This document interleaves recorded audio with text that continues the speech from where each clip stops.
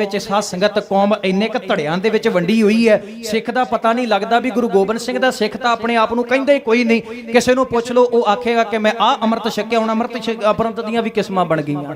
ਇਹ ਸੱਚ ਜਾਣਿਓ। ਮੈਨੂੰ ਇੱਕ ਛੋਟੇ ਜਿਹੇ ਬੱਚੇ ਨੇ ਸਵਾਲ ਕੀਤਾ ਸੰਗਤ ਜੀ, ਇੱਕ ਛੋਟਾ ਜਿਹਾ ਬੱਚਾ, ਉਹਦੀ ਉਮਰ ਤਕਰੀਬਨ 11-12 ਸਾਲ ਦੀ ਹੋਏਗੀ।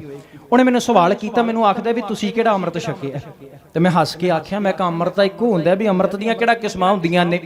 ਅੰਮ੍ਰਿਤ ਦੀਆਂ ਕਿਸਮਾਂ ਨਹੀਂ ਹੁੰਦੀਆਂ, ਇੱਕੋ ਹੀ ਅੰਮ੍ਰਿਤ ਹੁੰਦਾ ਹੈ। ਕਹਿੰਦਾ ਨਹੀਂ ਅੰਮ੍ਰਿਤ ਵੱਖੋ ਵੱਖਰਾ ਹੁੰਦਾ ਹੈ। ਮੈਂ ਕਿਹਾ ਅੰਮ੍ਰਿਤ ਵੱਖੋ ਵੱਖਰਾ ਕਿਵੇਂ ਹੋ ਗਿਆ? ਕਹਿੰਦਾ ਇੱਕ ਨਿਹੰਗ ਸਿੰਘਾਂ ਦਾ ਅੰਮ੍ਰਿਤ ਹੁੰਦਾ, ਇੱਕ ਟਕਸਾਲ ਦਾ ਅੰਮ੍ਰਿਤ ਹੁੰਦਾ, ਇੱਕ ਨਾਨਕਸਰੀਆਂ ਦਾ ਅੰਮ੍ਰਿਤ ਹੁੰਦਾ। ਉਹਨੇ 5-6 ਅੰਮ੍ਰਿਤ ਕੱਢ ਕੇ ਮੇਰੇ ਅੱਗੇ ਰੱਖ ਦਿੱਤੇ। ਤੇ ਸੱਚ ਜਾਣਿਓ, ਮਾਫ ਕਰਿਓ, ਮੇਰੇ ਕੋਲ ਜਵਾਬ ਨਹੀਂ ਸੀ ਕਿ ਬੱਚਾ ਇਹ ਹੁਣ ਇਹਨੂੰ ਕੀ ਜਵਾਬ ਦਿਆਂ, ਇਹਨੂੰ ਕੀ ਗੱਲ ਆਖਾਂ। ਉਹਦਾ ਮਨ ਤੇ ਕੋਰੇ ਕਾਗਜ਼ ਵਰਗੇ, ਉਹਨੇ ਜੋ ਦੇਖਣਾ ਉਹੀ ਸਿੱਖਣਾ ਹੈ। ਜਦੋਂ ਸਾਡੇ ਵਿੱਚ ਇਸ ਗੱਲੋਂ ਅਸੀਂ ਧੜਿਆਂ ਦੇ ਬਣੇ ਹੋਏ ਆ, ਕਿਸੇ ਨੇ ਗੱਲ ਨਹੀਂ ਆਖੀ ਵੀ ਮੈਂ ਗੁਰੂ ਗੋਬਿੰਦ ਸਾਹਿਬ ਜੀ ਮਹਾਰਾਜ ਦੇ ਚਰਨਾਂ ਦਾ ਸਿੱਖ ਹਾਂ, ਮੈਂ ਗੁਰੂ ਨਾਨਕ ਦਾ ਸਿੱਖ ਹਾਂ, ਮੈਂ ਗੁਰੂ ਗੋਬਿੰਦ ਸਿੰਘ ਮਹਾਰਾਜ ਸੱਚੇ ਪਾਤਸ਼ਾਹ ਦਾ ਸਿੱਖ ਹਾਂ।